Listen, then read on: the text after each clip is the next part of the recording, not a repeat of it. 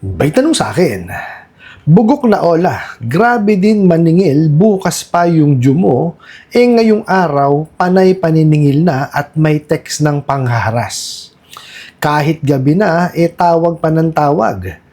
Tuloy, mapapaloan ka ulit sa ibang ola para lang mabayaran mo na kahit bukas pa yung due date. Nangyari tuloy, tapal loan, tapal hanggat sa dumami na yung ola ko. Alright, napakagandang mensahe po nito, pero bago ho natin sasagutin, imbitahan ko ho muna sana kayo na pakisuportahan po sana ang aking mga social media accounts sa YouTube, Facebook, and TikTok. Sa video po natin, no, alamin po natin yung nagiging resulta, no, yung maling pamamaraan po ng paniningil, itong mga bugok at abusadong online lending apps na to. Pero bago ho yan, disclaimer po muna, hindi po ako abogado. Ako po'y maniningil. Lahat po na sinasabi natin sa ating mga video is based on my experience at syempre po sa ating pong pagsaliksik at pagtatanong sa mga kaibigan po nating abogado. At isa pa po, hindi ko po kinukonsinti ang hindi pagbabayad ng utang dahil ang utang ay responsibilidad at obligasyon na dapat po nating bayaran. Ang hindi po ako pabor ay doon sa maling pamaraan pa utang at maling pamaraan ng paniningil. Sagutin po natin yung pinadala nyo pong mensahe. So sabi nyo nga po, grabe, no, yung inyong ola, no, kasi nga, bukas pa yung due date, no, tawag na ng tawag, naniningil na, may kasama pang panghaharas, at inabot pa ng gabi. No, ngayon kayo, na-pressure kayo ngayon, at nanghiram tuloy kayo sa mga ola na iba, para mabayaran po sila. At ngayon, ang ending, napakarami nyo na pong ola. Okay? Matagal ko na pong sinasabi yan. Diba? Kung mababalikan nyo po yung iba po nating mga video, yan po ang sinasabi ko, itigil nyo po yung tapal system. No? Actually, hindi yung tapal system ang dapat itinitigil dito eh. Ang tinitigil ho dito dapat is yung pangungutang dyan sa mga bugok at abusadong online lending apps. Wala ho kayong ano dyan, panalo dyan. O sige po, ganito, ilagay natin sa ganitong sitwasyon. Nanghiram kayo, di ba? Nababayaran nyo. Okay. Paano pag dumating po doon sa punto na medyo nagipit po kayo? Di ba? Kasi habang nababayaran nyo yan, walang harassment yan. Good for you. Di ba? Kaya lang, ang masakit doon, pag dumating na doon sa punto na medyo nagipit ka, ayan na. Katakot-takot na harassment na aabutin nyo dyan. Di po ba? Luknukan ng mga walang yayang mga yan. Hindi nga marunong magpautang eh. Di po ba? Bakit ko nasabing hindi marunong magpautang? Tingnan nyo po ha. Pagka dinownload nyo yung kanilang apps, ano hihinging una? Permission. Permission na ma-access po yung inyong telepono. Di ba? Pag binigyan nyo, das na kayo. Kasi pag hindi nyo naman pinagbigyan, hindi kayo makakapunta dun sa kanilang apps eh. So hindi kayo makakatuloy sa pangungutang sa kanila, di ba? Masakit doon pag nabigyan nyo na, pati yung contact list nyo na nakawin yun. Kasi yun yung kanilang collateral, no? Pag kayo po ay hindi nakabayad sa taktang panahon. Sama-samang hindi pa nga takdang panahon eh. Nakita nyo, tinatawagan kamo kanyo sa advance na araw. One day before the due date, biruin nyo, tinatawagan na kayo, mini-message na kayo. Ang masakit doon, hinaharas pa kayo at inaabot pa ng gabi. Di ba?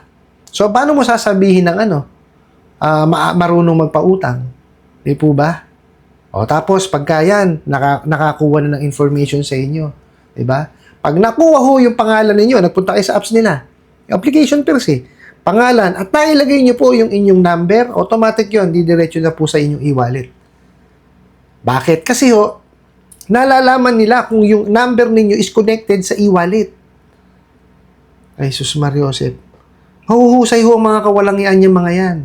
Kaya di ba lagi kong sinasabi sa inyo, kung hindi nyo naman kailangan, huwag na kayo mang-iram. Tsaka hindi dapat yung pag may nagdaan sa wall, di ba? Sa inyo, may nakita kayo sa feeds ninyo, a-applyan nyo na po. Di ba? Hindi ho ganun. I-check nyo po muna kung yan ba'y legitimate. Yan ho ang nagiging dahilan, kaya ho tayo, napapahiram dyan sa mga bugok na yan, Diba? Kasi ito yan. Masyado ho talagang pinadali niya mga bugok at abusadong online lending apps ang pangungutang, which is mali. Diba? Nagiging parang na lang pang araw-araw na na lang yan Diba? Nagiging regular na na lang na gawain. Diba? Sa iba nga ho, nagiging hanap buhay na. Yung iba pa nga po, ginagawa pag pinagkakakitaan eh. Yung mga bugok na Ola farmer eh. Diba? Kasi ang katwiran ng mga bugok na na Ola farmer, hinaharas ako eh. Diba? Na ko na lang, utangan ko na lang, hindi ko na babayaran. Mali! Diba? Kasi meron din naman tayong ron eh, partisipasyon, nanghiram tayo. Diba? Kaya lang, napahiram tayo sa mga bugok katapusadong online lending apps na nangwawalang ya. Pag di tayo nakabayad sa takdang panahon. Tsaka, ito po ang isa sa dahilan kung bakit tayo natatrap. Kasi wala ho silang the Truth in Lending Act. Batas ho yan. Napaka-importante niyang batas na yan na dapat fully disclosed. No, yung hinihiram po ng kliyente. Kung sa bangko nga po, pag nagpunta kayo, nakakwadro pa yan. Ganun ka-importante ang batas na yan. Tapos itong mga bugo katapusan ng online lending apps, nininiglek yan. Di ba? So, ganun ho kawalang yayang mga yan, di ba? Anak ng kamote. Kaya ho tayo, bago tayo manghiram, alamin muna natin kung legitimate ba yan, di ba? Kung yan ba walang halong pangaharas ang ginagawa, tama ba yung interest na ibinibigay, wala bang kaltas yan. Although ito po kahit saan naman pong pautangan, meron naman po talagang kaltas yan, processing fee. Pero hindi naman kagaya na sa kanila, 50%. Okay? Kung susundin po natin yung ceiling on interest rate, okay? 12% po ang kabuuan, Okay? Effective interest rate po yung kabuuan. Kasama po yung 6% na nominal. Meaning, kung 12 yan, bawasan mo na 6% na nominal, may 6% lamang po sila dapat na ikinakaltas. O ano ginagawa? 50%. Di sila na lang ang nabuhay. Kawawa naman yun ng utang. Mario, biruin mo, manghihiram ka. Let's say, approval nila 1,000. 500 lang marireceive mo. Tapos magkano pababayad sa'yo? 1,500? Or 2,000? Diba? Biruin mo, kinaltas mo na yung kalahati. Pababayarin mo pa ulit nung another 100% nung loan. Sira ulo talaga. Wala nang ibang nakinabang kundi sila na lang. And worst, ayan po ang ginagawa. Diba? Naniningil bago dumating yung due date. Wala naman hong problema na bigyan kayo ng paalala na, bukas po yung yung due date po ninyo, paalala lang po namin. O di kaya, please confirm po na kayo po ay makakapagbayad o hindi sa due date nyo bukas. Mga ganung mensahe or di kaya ganun tawag, wala naman ng problema ron eh. Pero yung sisingilin mo, iaharas mo, at kahit na gabi, ibubuligligin mo, hindi tama yun. Okay, ang paniningil po, ang ginagawa po niyan, yung paniningil na yan, pagkatapos ng due date. Kung after the due date, hindi siya nakabayad, ayun, pwede ka talagang maningil dun. Pero paniningil na tama, Hindi kasama yung harassment, hindi kasama yung pangwawalang hindi po, walang takutan, walang pagpapanggap, walang pagsisigaw, wala hong ganun. Hindi ho ganun ang paniningil. Mga loko-loko yung mga yan Diba? O tingnan nyo ho ang nangyayari, di po ba? Dahil nga nape-pressure na tayo, diba? Ano ginangyayari po sa atin? Nanghihiram po tayo. Diba? Doon sa ibang mga ola. Kaya ngayon nangyayari, instead na isa lang po yung nahiraman natin, nagiging 3. Bakit 3? Tingnan nyo Doon sa una ninyo, 1,000 pesos ang pinahiram sa inyo. Pero 500 lang po ang natanggap ninyo. Kasi kalahati nga kinukuha Diba? So ngayon, magkano nababayaran yung 1,000 pesos? Naging 1,500. Para mabayaran mo yung 1,500 doon sa bugok katapusadong online lending apps, kailangan mo ng 3.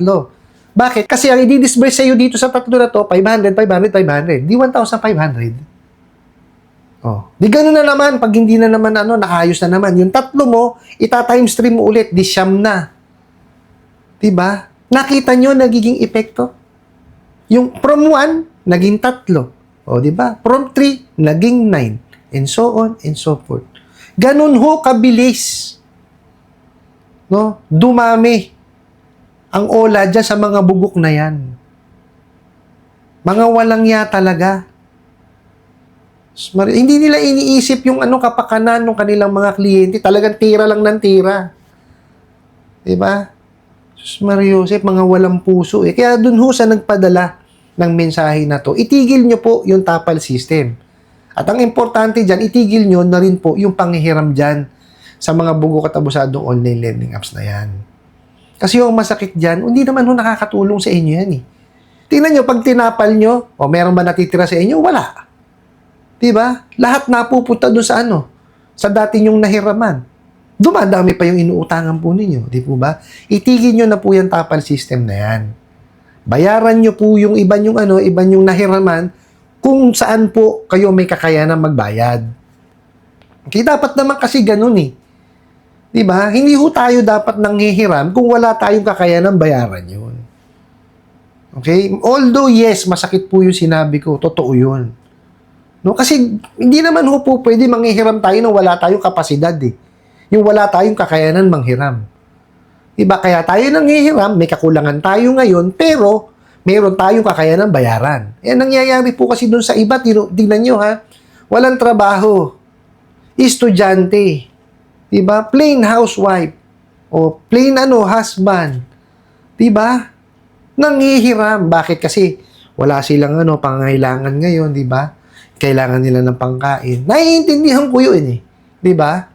Kaya lang wag natin puntahan yung path na yun kasi nako po, talaga naman sakit lang ng ulo hinahanap natin nun. May mga government agency po tayong pwedeng lapitan. Okay, nandiyan po DSWD. Okay, marami po yan. Hindi ho tayo dapat nagpupunta dyan sa mga utang na yan kasi wala naman tayong kakayanan bayaran yun eh. Kaya nga po utang eh. Di po ba? Yung utang na yan, negosyo yan. Okay, iano po natin yon. Yes, masakit po yung sinasabi ko. Pero ito lang po yung sa tingin kong paraan. No, para po ma-realize natin na hindi ho tama ang manghiram dyan sa mga bugok at abusadong online lending apps na yan kung talagang wala pa tayong kakayanan ng bayaran. Okay po? Naiintindihan ko po yung inyong sentimiento. Naiintindihan ko po yung nangyayari sa atin. Talagang mahirap ang buhay. Kaya lang, hindi ho natin dapat iasa dyan sa mga bugok na yan. Kaya ho dumadami yan kasi, alam nyo kung bakit? Tinatangkilik natin eh. Diba? Pagka naharas na tayo, ayan na. Diyan na po simula ang problema. Di po ba? Pagka tayo hinaras, ulitin ko po ha, mag-complain po tayo. Pero, hindi ho natin karapatan na manghiram ng manghiram kung wala ho tayong kakayanan magbayad. Ano po? I hope nasagot ko po itong katanungan na to at sana po'y makatulong. Maraming salamat po sa inyong walang sawang pagsuporta at panonood sa aking mga video. Maraming salamat po sa inyong pag-like, pag-share, pag-comment at pagtatanong. And kunin ko na rin po itong opportunity na to na imbitahan po sana kayo na pakisuportahan po sana aking mga social media accounts sa YouTube, Facebook, and TikTok. Na sa muli po, yun lang!